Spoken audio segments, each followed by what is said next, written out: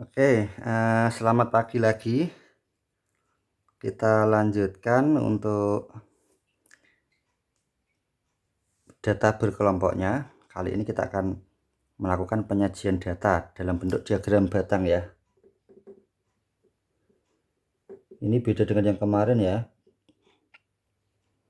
Data berkelompok. Nah, untuk penyajian data diagram batangnya, hal-hal yang sama juga banyak. Nanti kita buat seperti ini sama kurang lebih ya. Ini untuk kelas atau kalau misalkan ini tentang katakanlah nilai gitu ya, misalkan ini tentang nilai skor gitu, lalu di sini tentang frekuensi. Yang pertama, kita bisa menggunakan cara yang sama dengan data tunggal. Di sini kita buat 6 buah batang, 1 2 3 4 5 6. Di sini akan kita isi dengan yang namanya nilai tengah kelas ya. Nilai tengah kelas itu kita lambangkan dengan XI. Caranya dengan batas bawah tambah batas atas dibagi 2. Batas bawahnya 10, batas atasnya 15, berarti 25. Kalau dibagi 2 itu menjadi 12,5. Itu didapatkan dari 10 tambah 15 dibagi 2. Ini batas bawah, ini batas atas. Nah, berarti 12,5. Ini kita hapus. Lalu yang kelas kedua juga sama caranya. Cuma kita tidak perlu ngitung 6 kali karena ada 6 kelas. Biar cepat kita tambahi saja dengan panjang kelas. Tadi kita ingat panjang kelasnya adalah 6. Dari mana kita dapat 6 panjang kelasnya? Dari 10, 11, 12, 13, 14, 15. Jadi ada 6 ya panjang kelasnya. Tapi daripada menghitung dengan cara seperti itu, kita punya cara praktis dengan cara bawah dikurangi atas, 21 dikurangi 15, 6. Bisa juga yang ini, 33 kurangi 27, 6. 45 kurangi 39, 6. 34 kurangi 28, 6 ya. Atau menggunakan tepi. Tepi sini, tepi atasnya 15,5 dikurangi tepi bawahnya 9,5. Itu juga menghasilkan 6. Tetapi menghitung dengan tepi biasanya dihindari. Kenapa? Karena ada komanya, lebih sulit ya. Saya sebagai guru saja malas menghitung menggunakan tepi karena ada komanya. Saya lebih suka bawah kurangnya atas, gitu aja, praktis ya. Nah, jadi 6 tapi panjang kelasnya, sehingga ini kita tambah dengan 6. Sehingga hasilnya 18,5 tambah dengan 6. 24,5 tambah dengan 6. 30,5 tambah dengan 6. 36,5 tambah dengan 6. 42,5. Kita tulis di sini 12,5. Kita tulis dalam bentuk miring aja ya.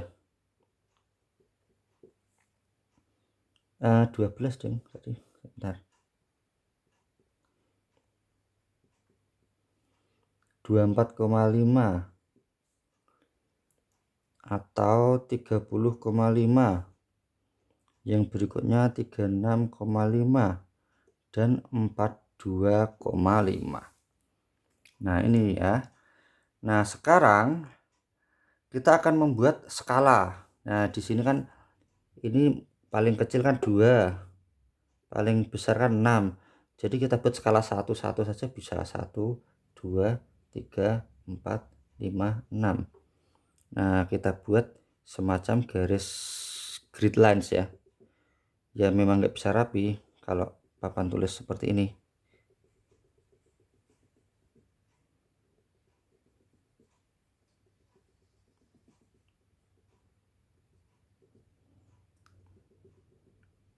Nah, Ini berarti 1, 2, 3, 4, 5, 6. Ingat skalanya harus sama.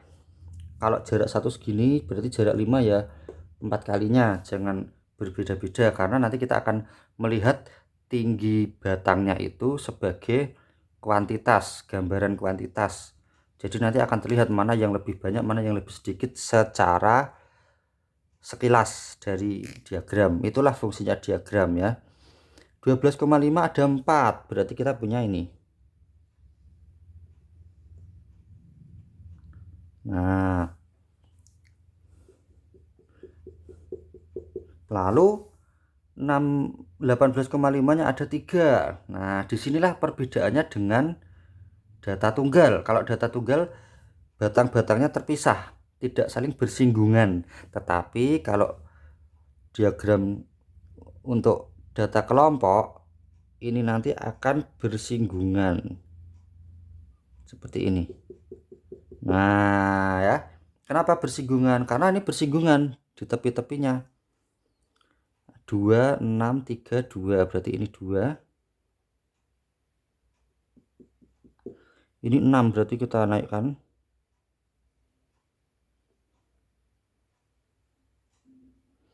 Lalu ini 3. Ini 2. Nah, inilah diagram batang untuk data berkelompok.